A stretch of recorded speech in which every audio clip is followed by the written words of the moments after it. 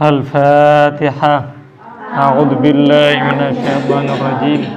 Bismillahirrahmanirrahim. Alhamdulillahi rabbil alamin arrahmanir rahim.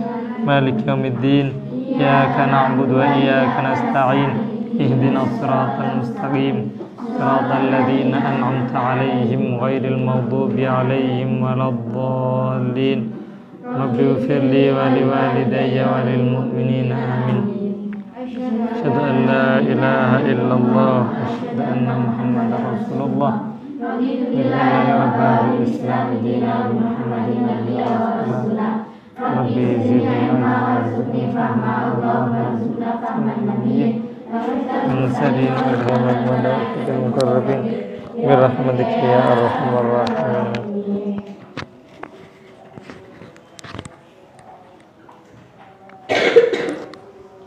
Bismillahirrahmanirrahim. Alhamdulillahi rabbil alamin. Wa sallallahu ala sayyidina Muhammadin an-nabiyil amin wa ala alihi wa sahbihi ajma'in. Wa radiyallahu an syekhina al-qutbil maktum al-barzakhil ma'lum al-khatmil muhammadil ma'lum syekhina Abil Abbas Ahmad bin Muhammadin Tijani wa alihi wa sahbihi azwaji wa dhurriyyati wa khulafaihi amin.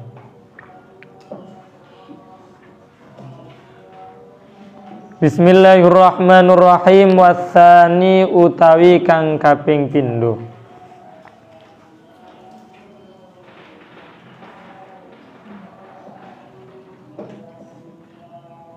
Antakuna iku yen to ana illatuhu apa penyakite wong. Minal hamaqati iku saking kumprung. Yang kedua, orang yang tidak mungkin lagi diobati adalah penyakit bodoh. Hamaqah lebih dari bodoh, tolol atau lebih. Wa huwa utawi hamaqah aidon halimale layak balu iku ora nrimo apa hamaqah al-ilaja ing den tambani al-ilaja ing den tambani kama qala kaya oleh ngendika kama qala kaya oleh ngendika sinten Isa Nabi Isa alaihi salam inni sak temene ingsun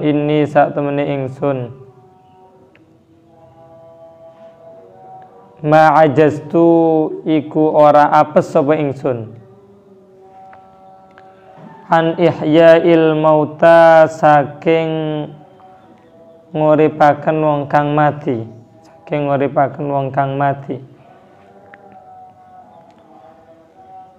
an ihya'il mauta saking nguripaken pira-pira wong kang mati. Waqad ajastu lan temen-temen apes sapa ingsun an mu'alajatil ahmaqi saking ngobati wong kang kumprung. Nabi Isa alaihi salam mengatakan, aku bisa menghidupkan orang yang mati, tapi aku tidak bisa mengobati orang yang bodoh, orang yang tolol. Ahmad. Wadzalika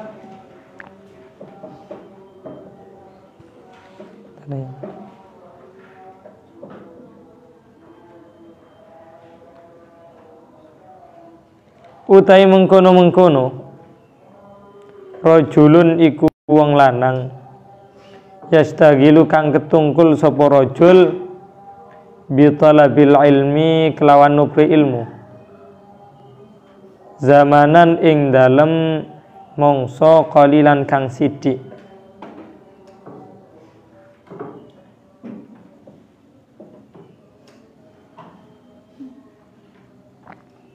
Orang yang bodoh tadi adalah orang yang mencari ilmu di dalam waktu yang singkat. Wa yata'allamu lan belajar sapa rajul syai'an ing suwiji-wiji minal ilmi saking ilmu al-aqliyi kang bangsa akal wasyar'i lan kang bangsa syara'. Dia belajar ilmu akli dan juga ilmu syar'i. Belajar. Fayas'alu nuli takon sapa rajul. Kemudian dia bertanya. Wa ya'taridu lan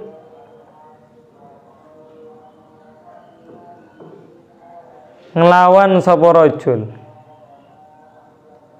Min hamaqatihi saking bodhone rajul. Saking kumprunge rajul,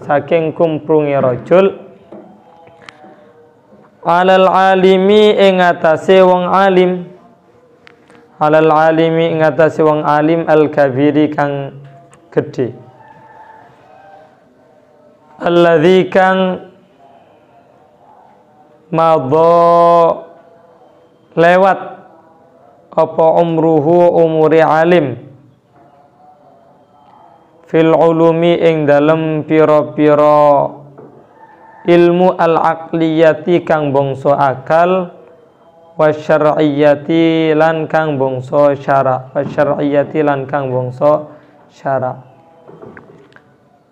Dia cuma belajar sedikit, tahu misalkan cuma satu hadis, kemudian tanya kepada orang yang sangat alim.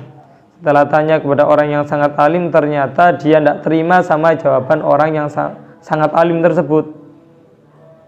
Itu saking bodohnya sampai orang alim pun dibodoh-bodohkan oleh dia. Wa hadzal ahmaqu utai iki lawang kang kumprung. La ya'lamu iku orang ngerti sapa hadzal ahmaq. Dia tidak tahu, dia bukan orang yang alim. Wa yadhunnu lan nyono sapa hadzal ahmaq annama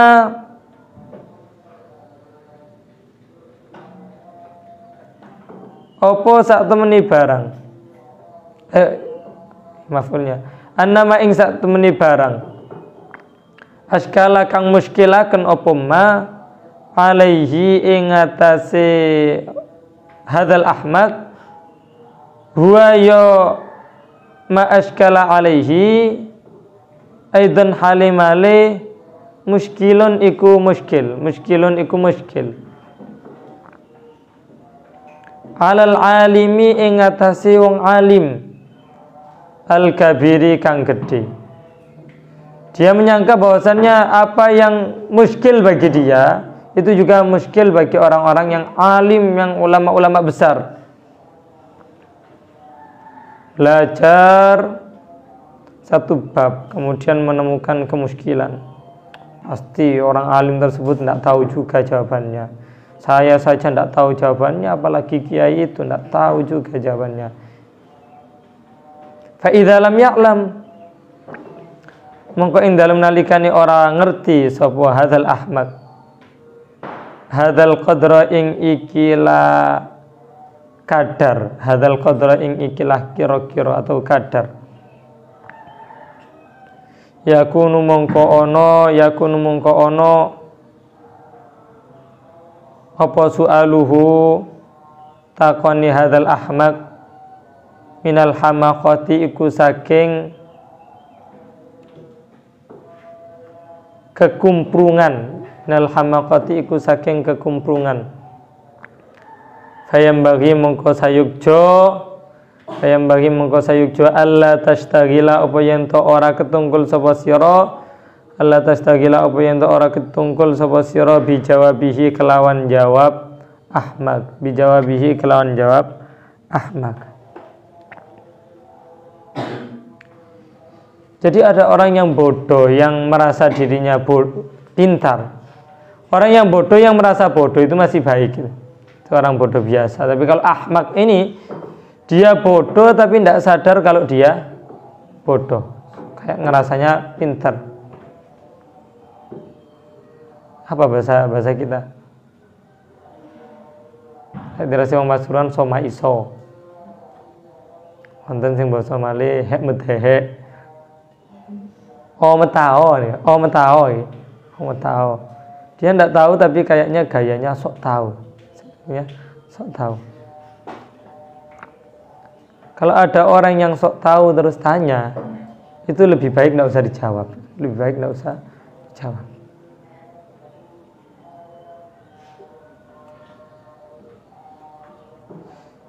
Contohnya banyak, tak perlu kita mencari contoh. Insya Allah kita sering kali menemukan itu, tidak usah cari lagi. Asal itu utai kang kaping telu.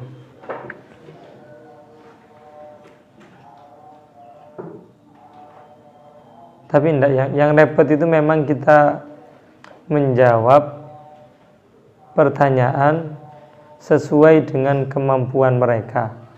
Itu yang repot. Kalau jawab sebenarnya kita bisa, cuma untuk mencari cara agar dia mau menerima apa yang kita ucapkan, itu yang repot.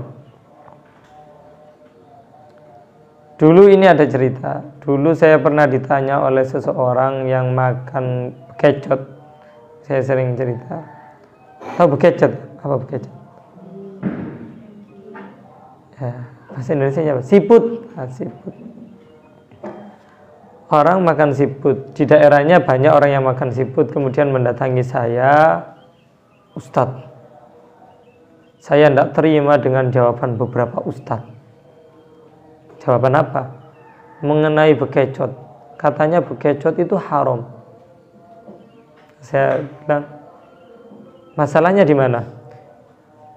Karena ustadz itu mempunyai dalil. Kenapa bekecot diharamkan? Karena memang bekecot itu menjijikkan bagi orang Arab.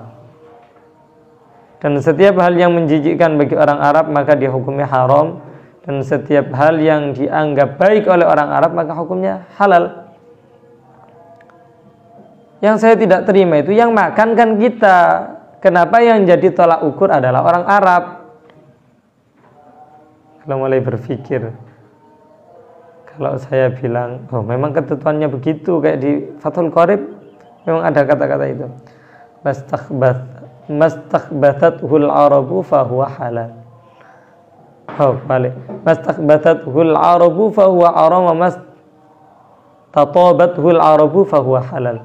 Yang dianggap baik oleh orang Arab ya halal, yang dianggap menjijikkan bagi orang Arab juga haram.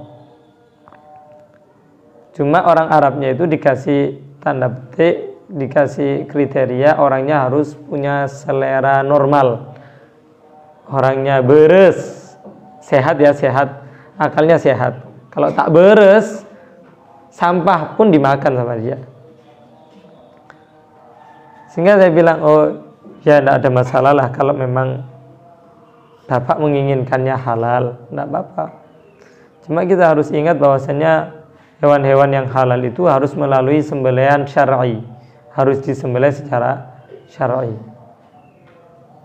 Sembelihan secara syar'i itu kita harus memotong lehernya. Di situ ada 2 urat atau yang namanya hulkum dan mari, bahasa Arabnya hulkum dan mari, satu kayak selangnya, selang untuk dia bernafas dan satunya untuk makanan. Kalau hulkum dan mari ini sudah terpotong, serta di kitab lain ada yang menyebutkan nambahkan wadijain, itu sudah terpotong maka halal. Yang jadi pertanyaan saya pribadi, masyarakat sini kalau mau makan siput itu disembelih apa langsung dikepruk? Dikepruk ini, nonton dikepruk, disate, dipangan. Dia jawab, disembelih Ustadz, disembelih. Disembelih ya? Iya disembelih sama nasi. Saya kok tidak yakin. Tidak yakinnya kenapa? Saya sampai sekarang itu tidak tahu leher siput itu yang mana. Karena dari bawah sampai atas panjang gini kan. Misalkan ada orang nyembelih kambing, kena perutnya, sana betul, betul sah. Sehingga saya tidak yakin lah kalau ada orang sini kalau makan siput itu pakai disembelih, mesti dikepruk, disuntuk mantun. Akhirnya orangnya diam saja. Oh jadi begitu ya. Iya begitu. Gitu. Alhamdulillah. Wasal itu utai kang kaping telu. ayakuna iku yen to ono sapa man sapa wong. Yang ketiga orang yang bertanya mustarsyidan iku wong kang njaluk arahan. Mustarsyidan iku wong kang njaluk arahan atau iku wong kang njaluk pituduh. Jadi memang dia bertanya ingin mencari jawaban yang benar. Mana jawaban yang benar? Wa kullu ma utai saben-saben barang la yafamu kang ora paham sapa man min kalamil akabiri saking dawune pira-pira ulama gede. Saking dawune pira-pira ulama gede. Yang besar itu ilmunya, bukan dianggap besar badannya, tidak. Itu ulama besar ya, tapi badannya.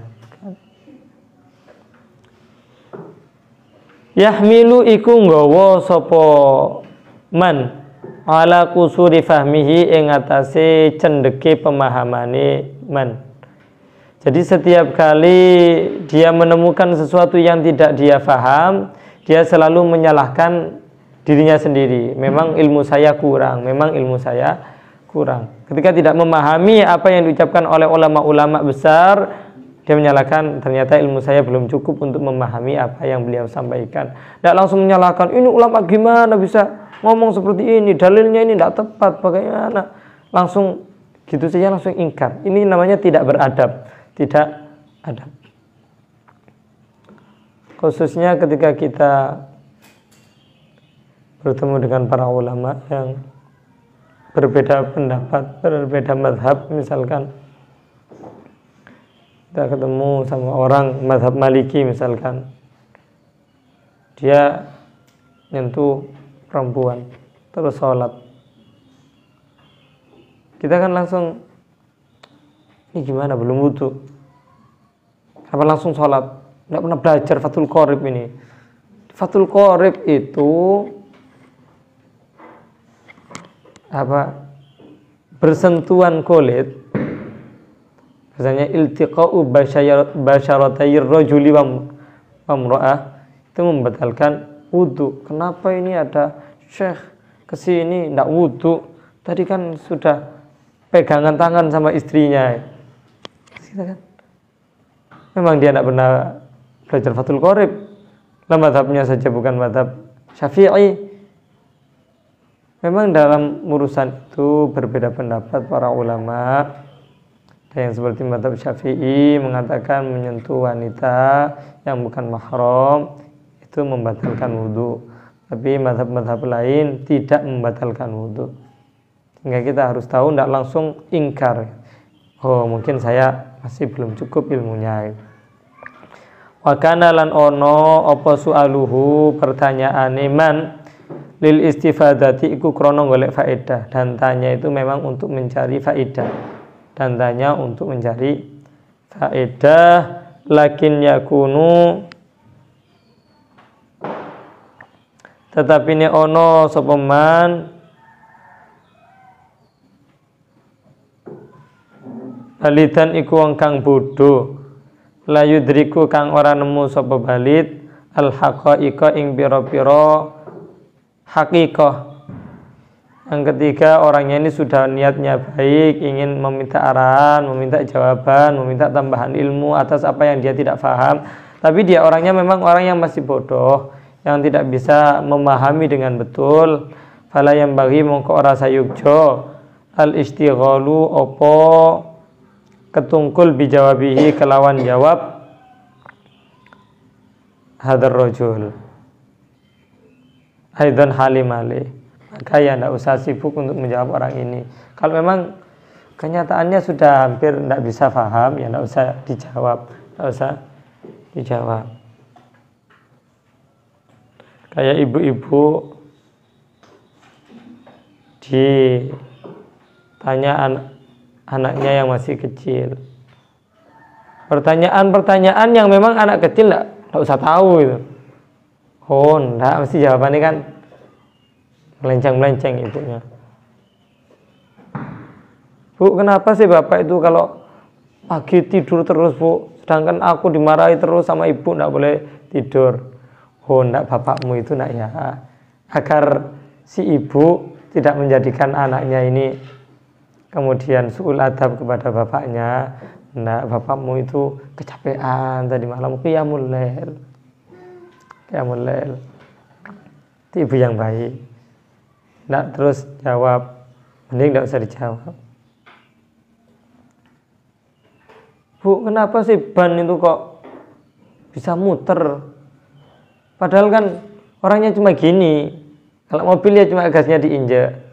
Oh ya gitu memang. Jawabnya ya gitu ini kenapa?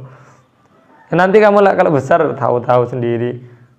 Kama qala kaya oleh ngendika sinten Rasulullah sallallahu alaihi wasallam, nahnu utai kita ma'asyiral anbiya'i, yakni pira-pira para nabi to, golongane pira-pira para nabi.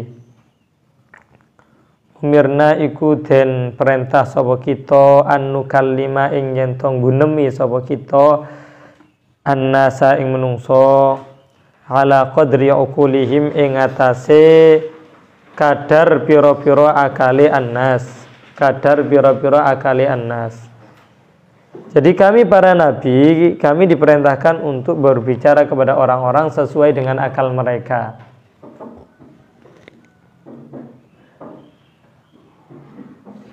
Kita tidak perlu pakai bahasa intelektual kepada orang-orang petani, orang-orang yang tidak terpelajar. Tidak perlu pakai bahasa intelektual. Paham ya? Karena saya juga tidak bisa bahasa intelektual. Ngomong bahasa Jawa. Makanya orang Jawa itu rata-rata lebih suka mendengarkan pengajian yang bahasa Jawa daripada orang Jawa yang memaksakan bahasa Indonesia. Kata sekolahnya tadi kan memaksakan diri pakai bahasa Indonesia karena ada beberapa Mbak Madura yang tidak paham bahasa Jawa.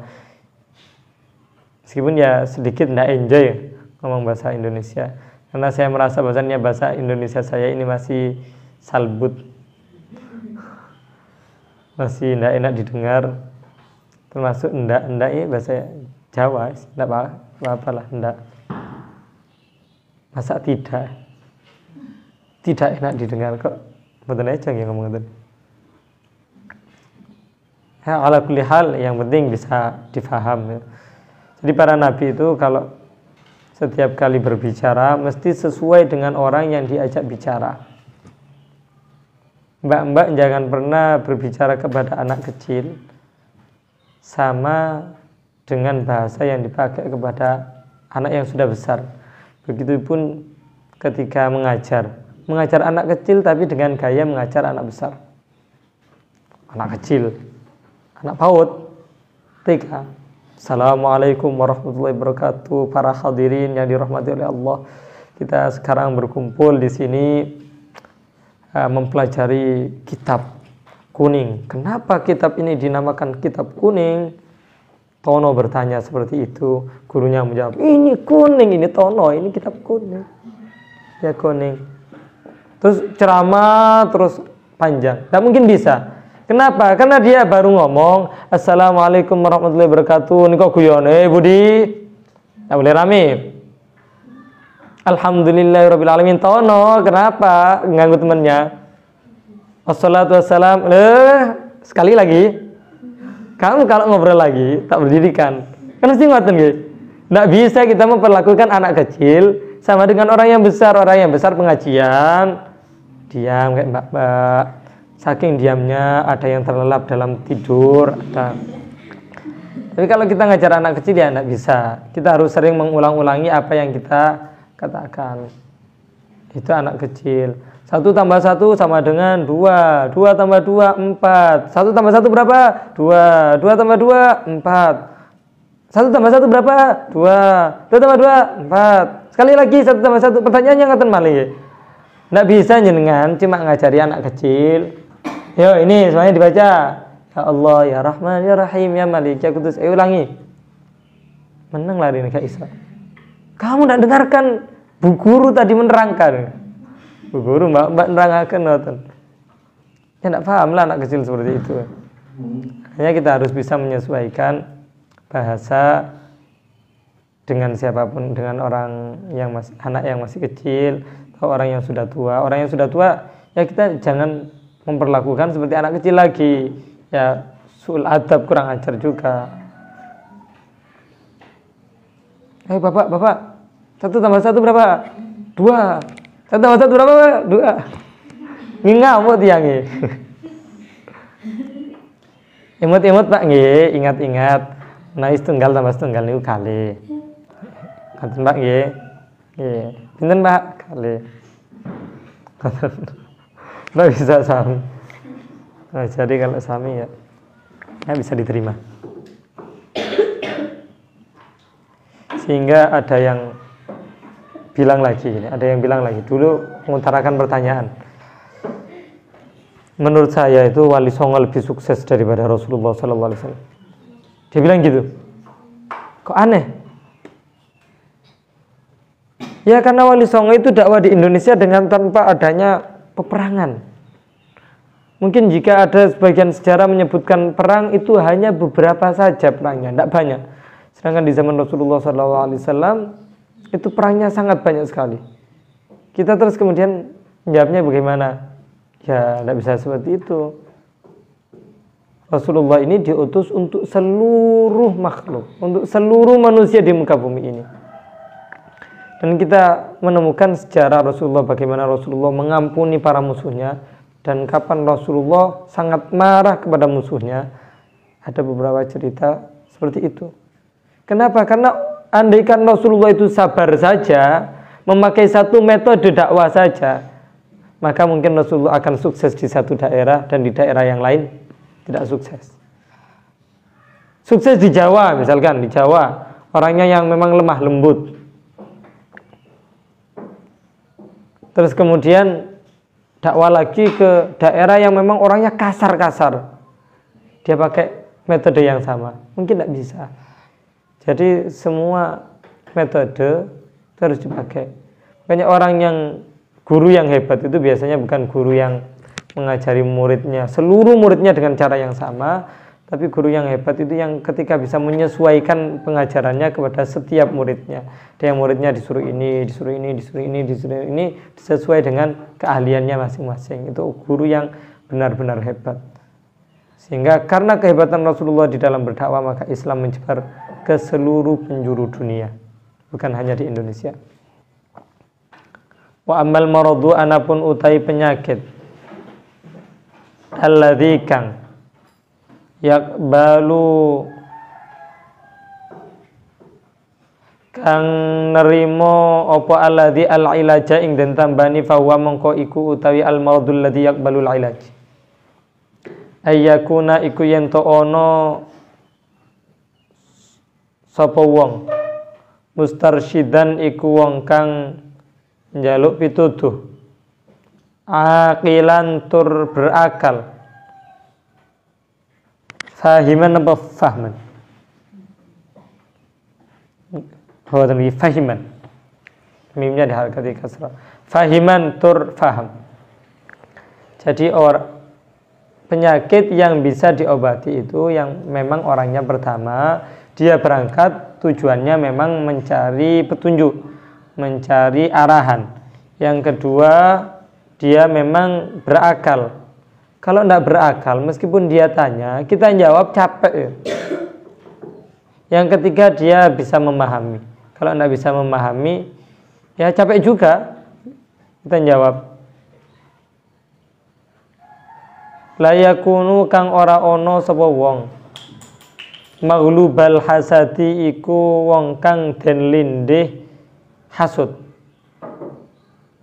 Dia tidak orang yang sangat hasud. Orang yang sangat hasud ketika tanya ya jelas pertanyaannya bukan ingin mendapatkan jawaban tapi ingin mencari kesalahan. Wal ghadabilan bendu itu benci. Wa hubbi itu cinta. Wa hubbi syahwati lan demen syahwat, demen kesenangan. Wal jahilan pangkat, wal malilan bondo. Dan orangnya tidak cinta syahwat, tidak cinta tahta, tidak cinta harta. Itu syaratnya orang yang penyakitnya bisa diobati. Orang yang marah, benar-benar marah, itu ketika kita memaksakan diri untuk berbicara kepada dia, itu seringkali kita gagal. Kenapa? Karena memang dia masih belum bisa mengondisikan kondisi dirinya, kepribadiannya, dirinya. Makanya Rasulullah SAW menasihati setiap orang yang marah disuruh wudhu, karena marah itu dari setan, setan terbuat dari api, dan api akan padam jika terkena air. Sehingga kalau marah wudhu. Ada mbak-mbak marah betul-betul marah, mbak wudhu, mbak wudhu, mbak wudhu, mbak wudhu, mbak. Tapi tidak usah dikasih embel-embel yang lain. Mbak marah ya. Aduh mbak, saya tahu kalau jenengan marah, karena memang terpancar dari wajah mbak ini itu wajah-wajah setan. Wudhu mbak, jangan kita tambah marah nih. Saya ngamuk dilekno setan-setan. Ngamuk. Silakan wudhu mbak, silakan wudhu. Mungkin dengan wudhu jenengan bisa lebih tenang.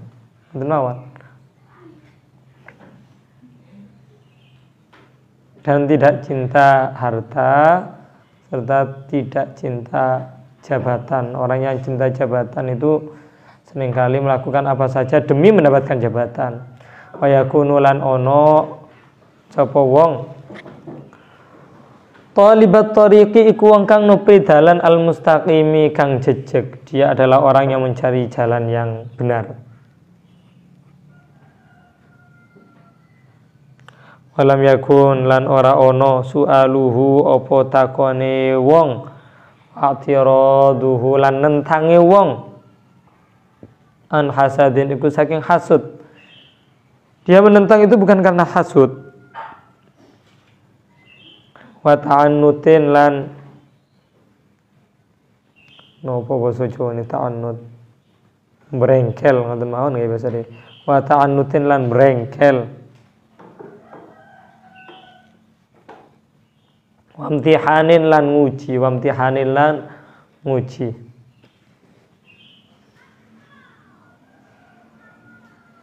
Jadi ada orang yang memang tanya itu cuma pengen nguji, pengen ngetes seberapa alimnya orang ini sehingga memberi pertanyaan, dan hal seperti ini sangat tidak dianjurkan sekali, sangat tidak beradab. Kenapa? Karena di dalam pertanyaan yang seperti ini itu terdapat kesombongan di dalam hati. Pernah terjadi kepada Syekh Abdul Qadir Al-Jailani radhiyallahu taala anhu. Beliau ini punya dua teman yang sangat rajin. Dua teman yang sangat rajin, karena beliau kalau belajar ingin punya teman yang sangat rajin. Karena teman yang rajin itu bisa membuat kita rajin. Yang pertama namanya Ibnu Saqlah, yang kedua namanya Ibnu Abi Usrun. Dua temannya ini, Ibnu Saqlah sama Ibnu Abi Usrun. Kemudian suatu hari ketika orang ini bermusyawarah ingin pergi ke salah satu wali, namanya wallahu alam siapa namanya, intinya disebutkan beliau adalah Ghaus. Ghaus adalah orang yang mencapai tingkatan wali tertinggi di zaman itu, namanya Ghaus. Tiga orang ini pengen sowan atau sowan gitu, pengen sowan ke wali tersebut. Akhirnya yang pertama Ibnu Saqlah mengatakan, saya pengen tahu kealiman dia. Kalau dia benar-benar alim, maka dia akan bisa menjawab pertanyaan saya. Yang kedua Ibnu Abi Usrun mengatakan, saya belajar dan saya menemukan beberapa kemuskilan. Saya tidak bisa memahaminya. Semoga beliau bisa menjelaskannya kepada saya. Yang ketiga, Syekh Abdul Qadir jawab, ya saya ingin berangkat ke sana. Saya cuma ingin bertabarruk kepada beliau. Cukup.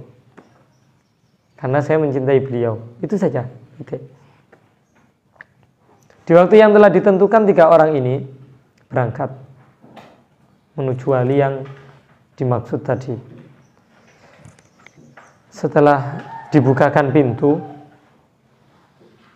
kemudian wali tersebut langsung bicara kepada Ibnu Sakha, "Ukhrij anta." Kamu keluar, tidak usah ada di sini. "Fa inni ra'aitu fika naran taltahib." Karena aku melihat pada dirimu terdapat api neraka yang membara.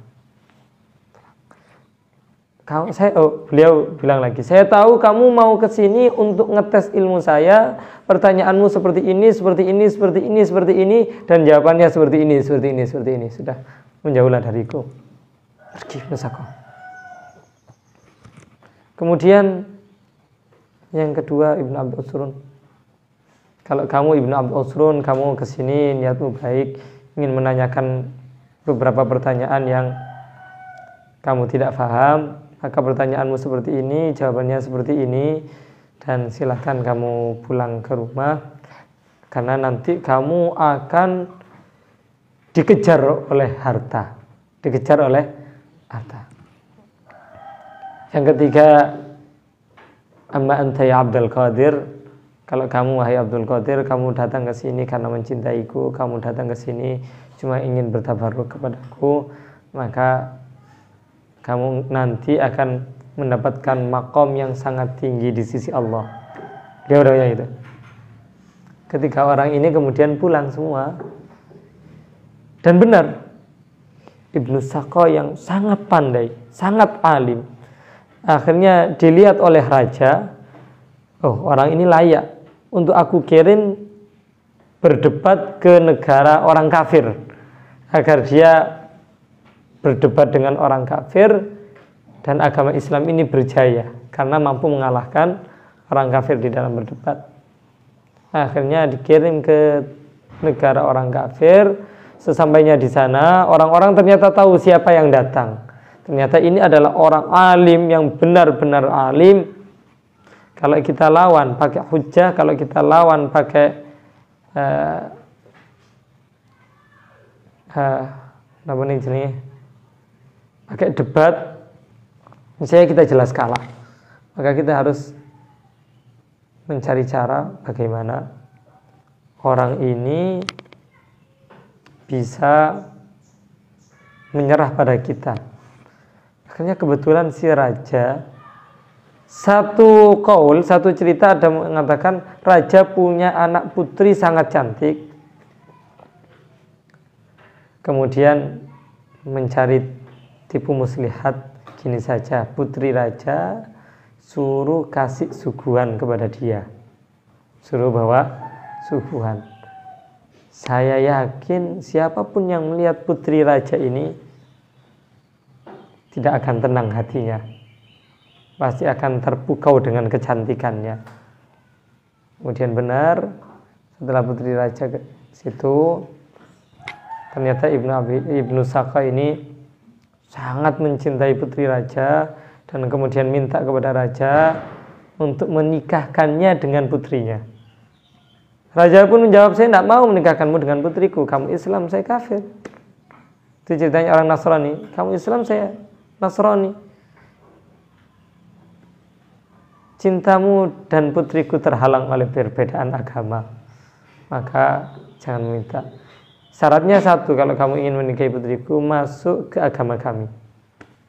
Akhirnya saking cintanya, akhirnya kemudian dia masuk Nasrani. Setelah masuk Nasrani, kemudian tidak lama kemudian mati dalam keadaan Nasrani. Mati di dalam keadaan Nasrani.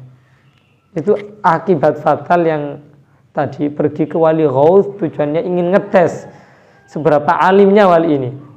Tidak baik. Yang kedua, Ibnu Abi Usrun, karena memang orang yang sangat alim, maka raja, seorang sultan waktu itu tertarik menjadikan dia sebagai orang yang ngurus keuangan di kerajaannya. Hanya ngurus keuangan waktu itu auqaf, jadi barang-barang wakaf. Beliau yang ngurus, sehingga setiap hari beliau didatangi urusan-urusan yang sifatnya dunia. Yang ketiga, Syekh Abdul Qadir, ceritanya sangat masyhur, banyak orang yang tahu cerita tentang Syekh Abdul Qadir Al-Jailani. Wa hadza utawi iki wong yaqbalu iku nerimo sapa hadza al-ilaja ing den tambani faya juzu mongko wenang antas taghila apa yen to ketungkul sapa sira bi jawabi sualihi kelawan jawab pertanyaane hadza bal yajibu balik wajib alaika ing atase sira ijabatuhu apa jawab hadza bahkan wajib menjawabnya tuh.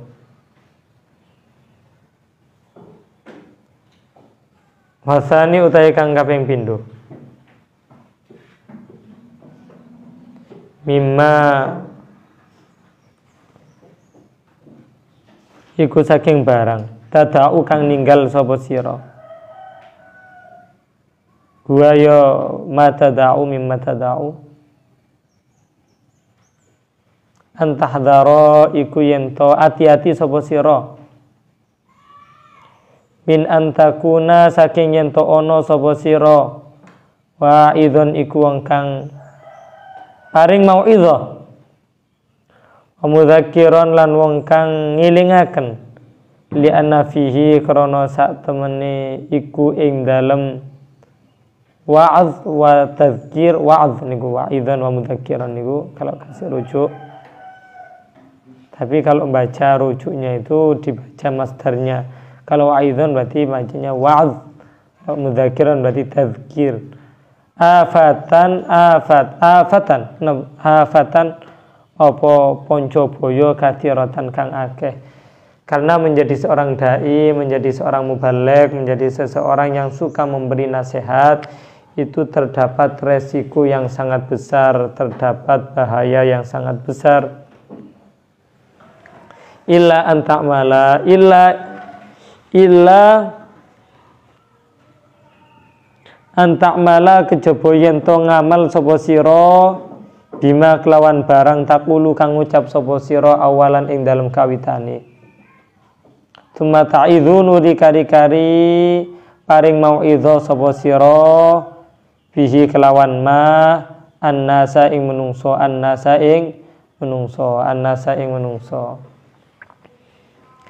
Yang selanjutnya ini hati-hatilah kamu ketika menjadi seorang mubaligh, atau kalau mbak-mbak ini menjadi seorang mubalighah, karena seorang mubaligh itu resikonya juga besar, kecuali kalau dia bisa melakukannya dulu sebelum mau'idhah. Jadi dia sudah bisa mengamalkannya untuk dirinya sendiri sebelum mengajak orang lain mengamalkan apa yang ia ucapkan. Itu yang pertama. Resikonya besar. Apalagi mau'idhah, pidato, cuma isinya ngelawak, cuma isinya ndak ada isinya, cuma cerita-cerita, ngalor ngidul, ngulon ngetan, cerita kesana kemari, kancil mencuri timun dan lain sebagainya, pokok lucu, hebat. Dan anehnya masyarakat kita ndak tahu kenapa itu ukuran kealiman seorang dai, ukuran kealiman seorang mubaligh menurut beberapa masyarakat awam adalah ketika dia lucu. Kalau lucu berarti alim. Kan mungkin kita juga tersinggung gitu. Kita di pesantren disuruh belajar banyak, tapi ternyata orang-orang menilai sebuah kehebatan seorang mubaligh hanya pada lucunya.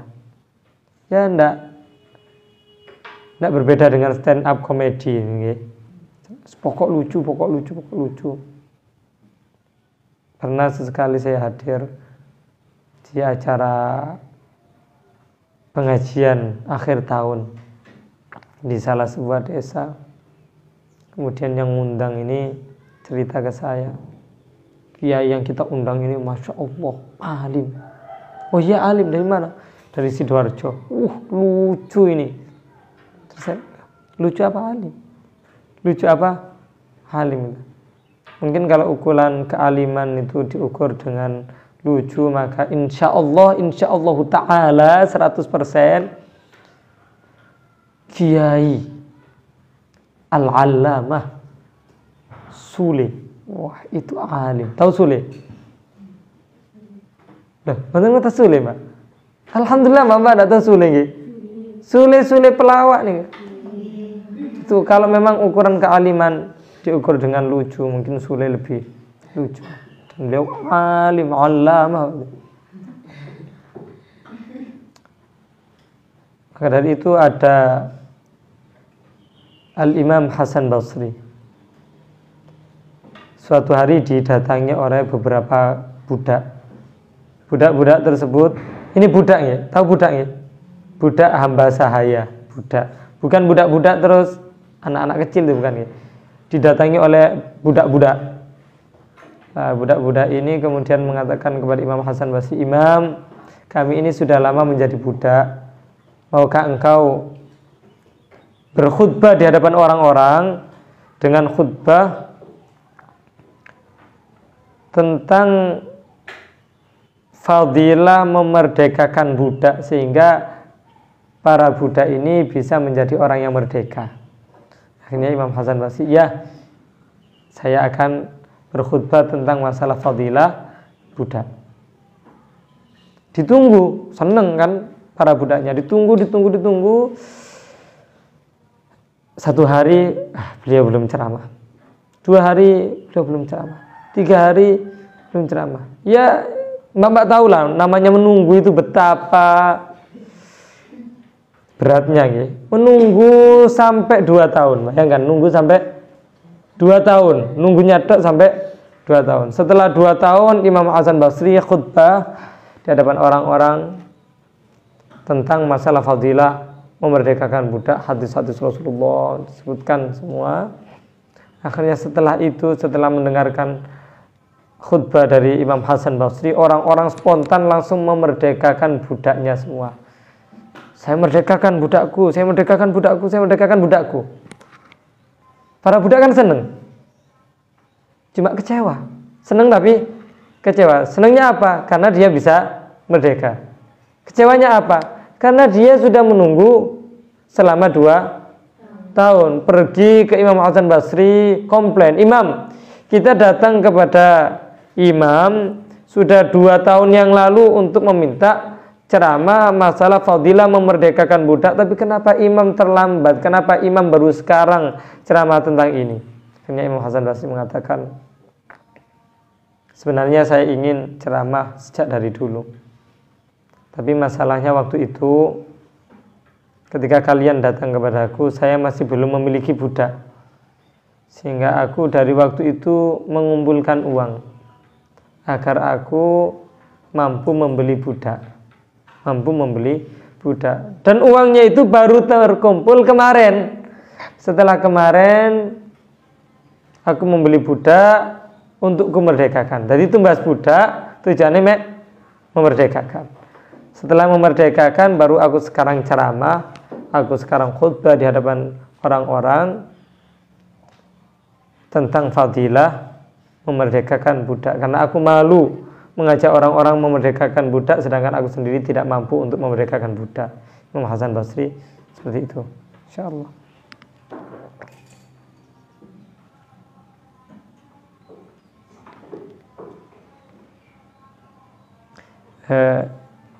Tapi ada ulama-ulama yang sekarang mengatakan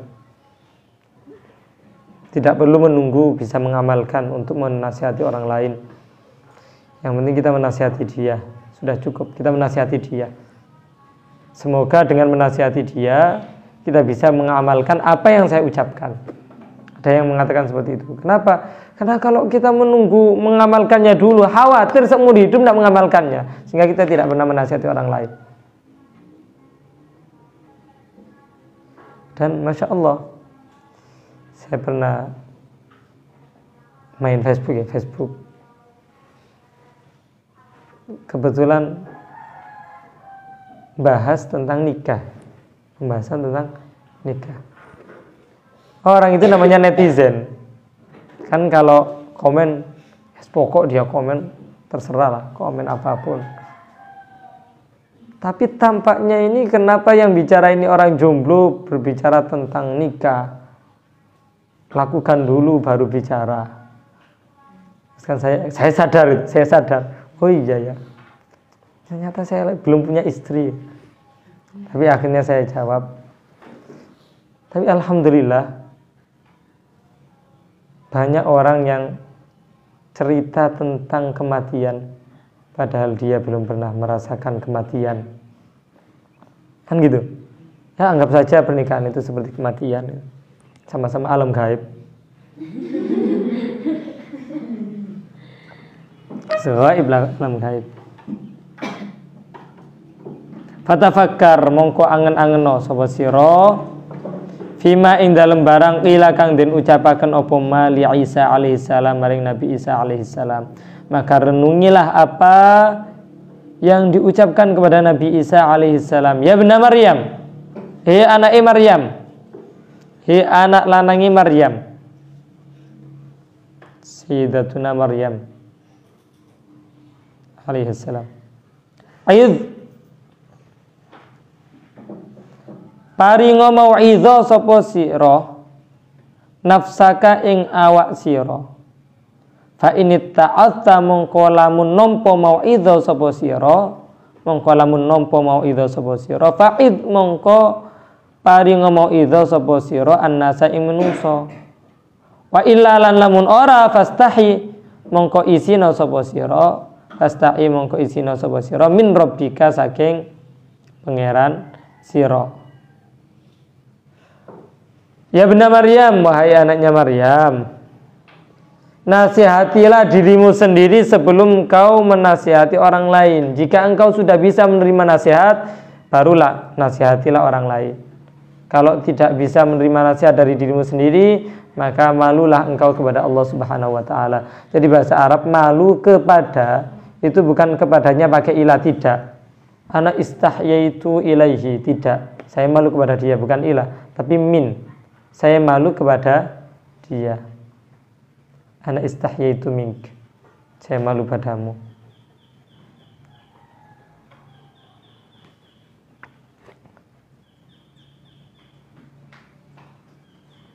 Ana istahyaitu min kamera. Saya malu sebenarnya sama kamera. Ngaji pakai kamera. Wah, ini betul itu. Astagfirullah. Wa inubtulita lan lamun den cuba sapa sira bihadzal hamali. Ubtulita lan lamun den cuba sapa sira bihadzal amali kelawan ikilah amal, fahtariz mongko ngadono sapa sira an khaslataini saking rong pekerti. Al ula utai kang kawitan, al ula utai kang kawitan. Makanya kalau muannas itu bilangannya ula, tsaniyah, tsalitsa, rabi'ah, khamisah, sadisah, ngoten nggih. Kalau muzakkar laki-laki awal, tsani, tsalits, rabi', khamis. Ngoten. Kalau yang masalah muzakkar jumlah itu pertama wahid, itsnain, thalatha, arba'a, khamsa, sitta, sab'a, thamaniyah, tis'a, asyra. Kalau yang muannas wahidah, itsnatain, thalath, arba', khams, sit, sab', thaman, tis, asyra. Hilang. Itu perlu diingat-ingat. Kalau perempuan urutan, jadi perbedaannya ngeten loh. Apa perbedaannya wahid, itsnain, thalatha, arba'a, khamsa sama awal, tsani, tsalits, rabi', khamis? Kalau yang wahid, itsnain, thalatha itu menunjukkan barangnya, jumlahnya, totalnya seperti itu. Saya punya 5 piring. Berarti saya bilang khamsah. Khamsatu suhun. Saya punya 5 piring. Karena piringnya ada 5. Tapi kalau saya duduk di kelas 6, ajlis fil fasli sadis, enggak boleh bilang sita. Sadis. Kenapa? Karena kelas 6 itu kelasnya 1. Cuma urutannya 6. Kelasnya 1 kan? Oh, saya kelas 6, bukan kelasnya ada 6, enggak. Yang awal tsani, tsalits. Kalau muannats ula, tsaniyah, tsalitsa, rabi'ah. Ini yang pertama apa, yang kedua? Tsaniyah gitu. Apa yang ketiga? Tsalitsa. Kayak gitu, tsalitsa. Maksudnya hirroh. Ini kucing pertama, kedua, ketiga.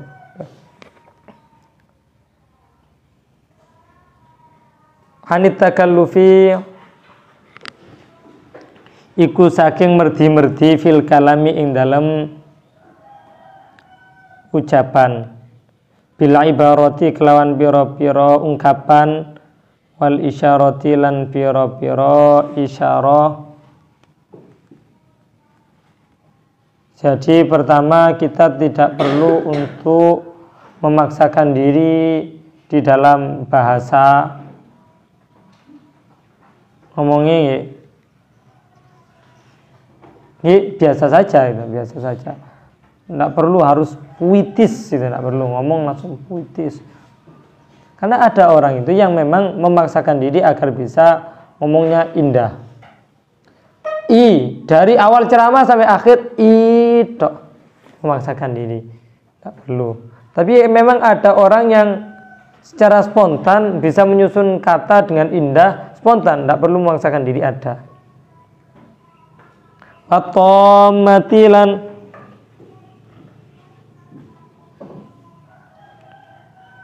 nggak tahu di sini kok tomah ya.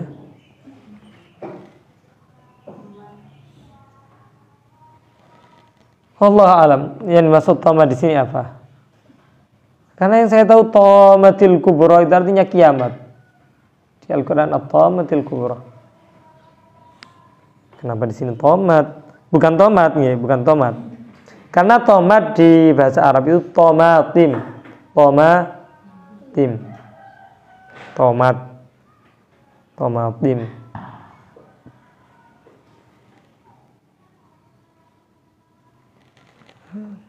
Tidak ada arti yang pas. Bencana, musibah, keributan. Apa hubungannya dengan ucapan? Allahu a'lam. Kasih tanda. Tanda ternyata macam tidak tahu artinya. Tidak tahu, Allah alam apa artinya ini. Wal abyati lan pira-pira bait. Al abyati lan pira-pira bait, wal asy'ari lan pira-pira syair. Tidak perlu memaksakan diri untuk bersyair. Li'anna Allah karena saat teman Allah Ta'ala, li'anna Allah karena saat teman Allah yubghidu iku benci sinten Allah al mutakallifina ing pira-pira wong kang merdi-merdi, al mutakallifina ing pira-pira wong kang merdi-merdi, karena Allah itu benci kepada orang-orang yang memaksakan diri, terlalu memaksakan diri. Wal mutakallifu utawi wong kang merdi-merdi, al mutajawizu kang lewati anil haddi saking wates. Orang yang memaksakan diri, yang melewati batas, ya dulu iku nuduhaken apa al mutakallifil mutajawiz anil haddi. Ya dulu iku nuduhaken apa al mutakallifil mutajawiz anil hadd ala kharabil batini ing atase rusake batin, ghaflatil qalbi lan lalini ati.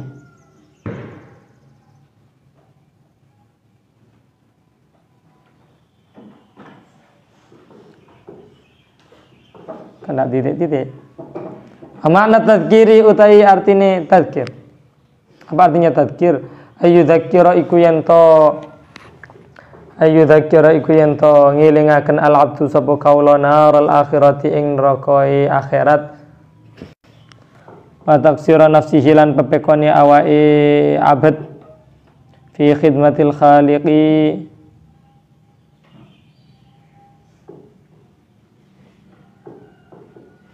ing dalam khidmah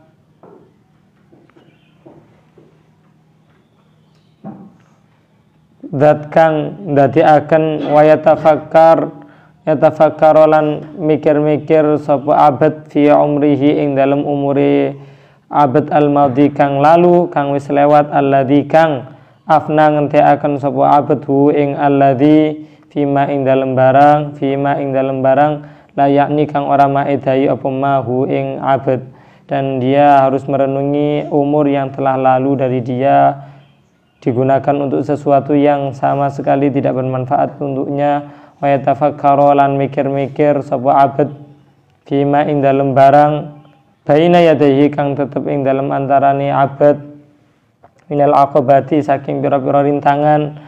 Dia harus berpikir bahwasannya di hadapan dia masih banyak rintangan yang perlu dia lalui. Min adami salamatil imani bayani ora anane selamati iman fil khatimati ing dalam akhiri umur.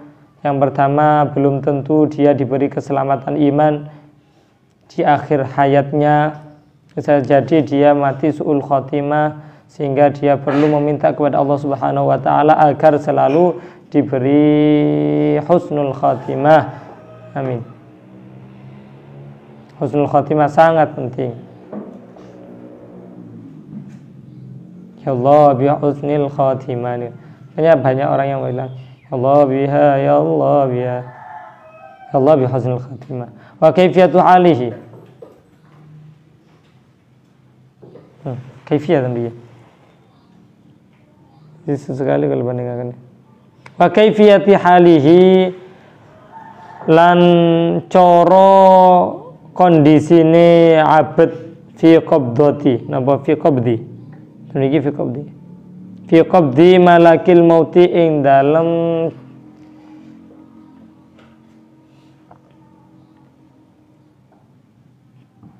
jabute malaikat maut. Dan ketika malaikat maut menariknya gimana, itu juga diangan-angan. Selanjutnya wahal yakdiru ana ta kuwasa sapa abad ala jawabi mungkarin wa nakirin ing atase jawabi malaikat mungkar lan nakir. Mungkar nakir. Wayah tamma iki atatan mau ayu dzakira.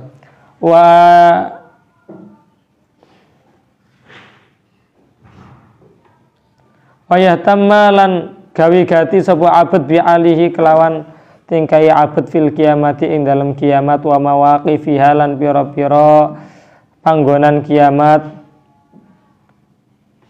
Wa hal ya'buru lan ana ta iso lewat sapa abad anis sirati ing atase wat jembatan Shiratal Mustaqim itu saliman hali wong kang selamat am yaqau utawa tumiba sapa abad fil hawiyati ing dalem neraka hawiyah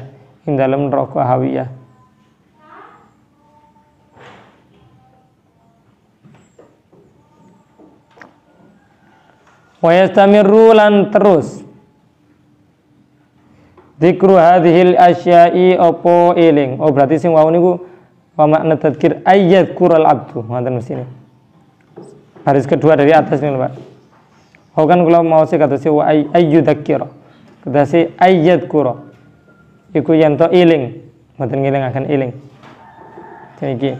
Wa yastamiru lan terus dzikru hadhil asya'i opo eling ikilah pira-pira suci-suci fi qalbihi ing dalam atine abad.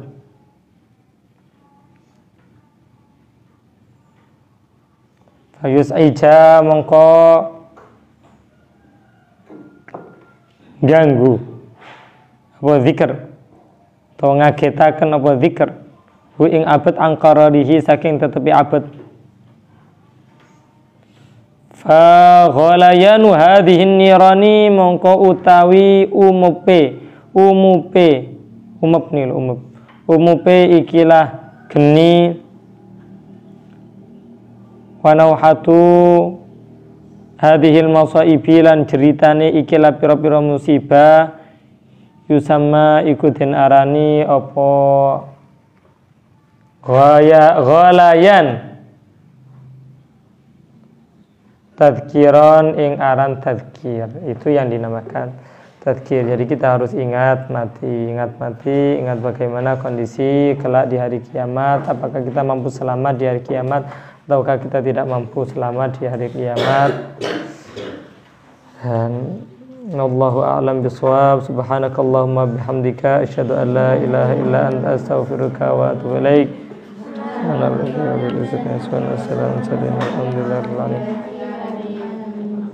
Ya Rabbana anfa' kulla ma 'allamtana bijahi Tahal Mustafa Habibina barik lana fi kulli ma a'taitana washrah lana ya Rabbana sudurana sahil lana ya Rabbana umurana wala tu'assir Rabbana maqsadana urzuq jami'ana bima yanfa'una la tatruki dunya bi jawfi qalbina kul nafsana litabi'il khatmi shaykhina fa innahu afdalu man yakuduna ighfir lana ya Rabbana dunubana warham jami'ana bi kulli waqtina salli wa sallim linnabi syafi'ina wa alihi wa sahbihi qudwatina salli wa sallim linnabi syafi'ina wa alihi wa sahbihi